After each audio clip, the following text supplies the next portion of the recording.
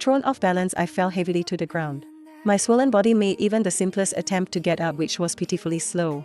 The room erupted into laughter at my expense. Max, doesn't your wife look like a turtle flipped on its back? A fat turtle at that, ha ha ha. My eyes burned with unshed tears. Embarrassment surged through me, but before I could process it, a sharp pain shot through my stomach. A warm wet sensation spread beneath me, and I looked down in alarm. The carpet under me was soaked. This can't be. Panic seized me as I instinctively reached out for Maxime. Maxime, please take me to the hospital right now. My water broke. The haze of alcohol seemed to lift from his eyes. He stood up in a panic, and a flicker of regret crossed his expression. Don't be afraid, honey, I'll take you to the hospital right away. But before he could act, Lily's mocking voice cut through the tension. I really envy Mrs. Remington, no matter what lies she tells. Max always believes her without question. Maxime shoved off Lily's white hands wrapped around his waist, and his voice cold and sharp, get away from me. If anything happens to my wife, I'll be on your head. Lily collapsed onto the sofa with exaggerated delicacy. Despite his harsh words, she persisted, her foot clad in red silk brushing against his calf flirtatiously. Max, don't you see? Mrs. Remington just got overexcited and wet herself. How could her water break at only 7 months? Her due date isn't even close. Upon hearing that, everyone present clicked their tongues and shook their heads with disgust. I've heard pregnant women have incontinence.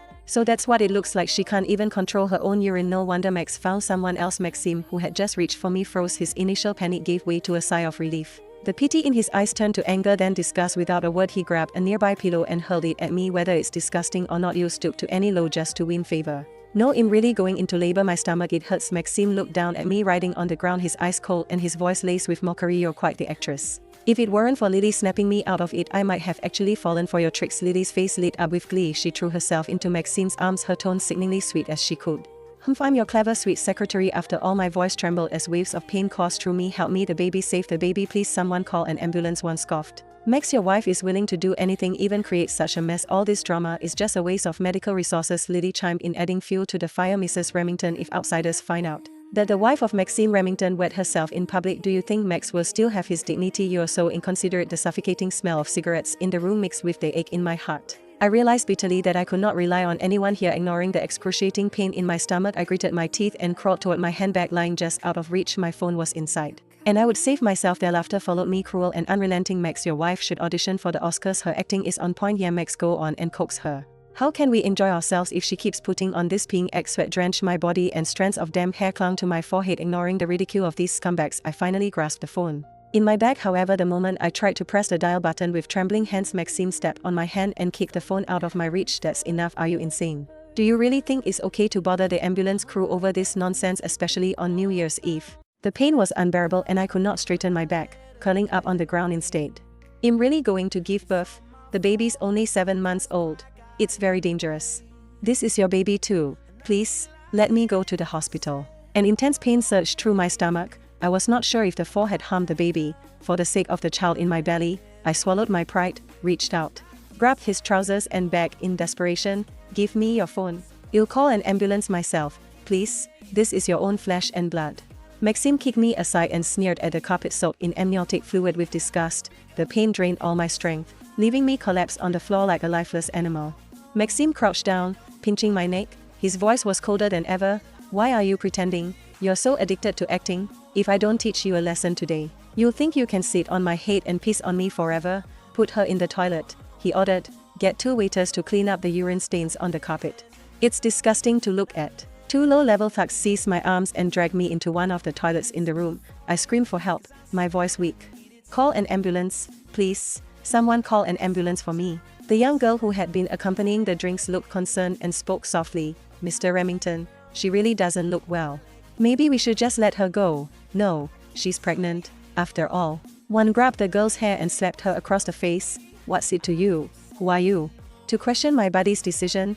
The girl did not dare to argue, offering only a nervous smile. Several older women laughed at her. Sis, you're still too green.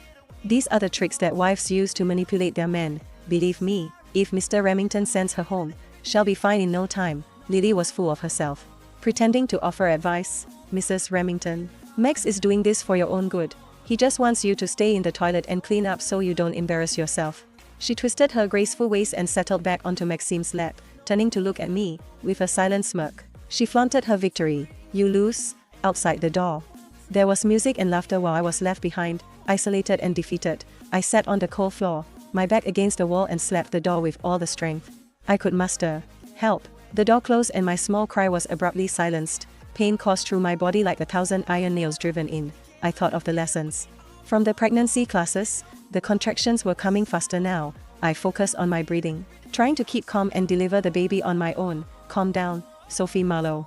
You can do this. Your baby needs you. Tears mixed with sweat as I screamed, almost losing my voice. The lower part of my abdomen felt as though it was being torn apart. The air was thick with the smell of blood. I had no idea how much time had passed, but the pain only worsened each second. It hurt so much, the baby could not come out.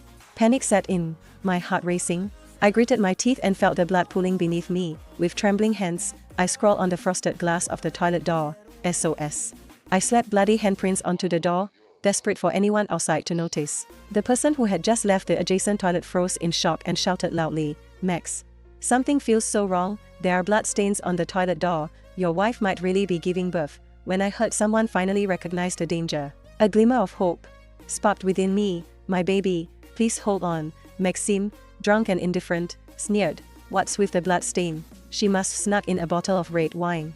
How could a 7-month-old baby be born now? She's just acting." The man hesitated, fear creeping into his voice as he tried again to persuade. "Max, why don't you open the door and take a look first? Don't be afraid of the worst, but be cautious about what might happen." Maxime remained indifferent and Lily cooed softly. From his arms, "Sophie has pulled this trick before, insisting that Max fire me. You don't know her. She's just upset because Max didn't spend New Year's Eve with her.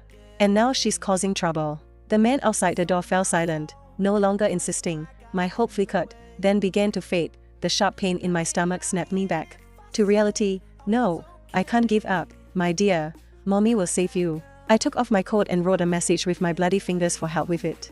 With trembling hands, I removed my coat and scrawled a message for help on it with my bloodied fingers, summoning every ounce of strength. I struggled to climb onto the toilet, pushed open the small ventilation window above, and attempted to throw my coat out the window, but the agony made it impossible to straighten my back. My clothes got stuck. I bit my lip, fighting back tears, and finally managed to throw the coat out.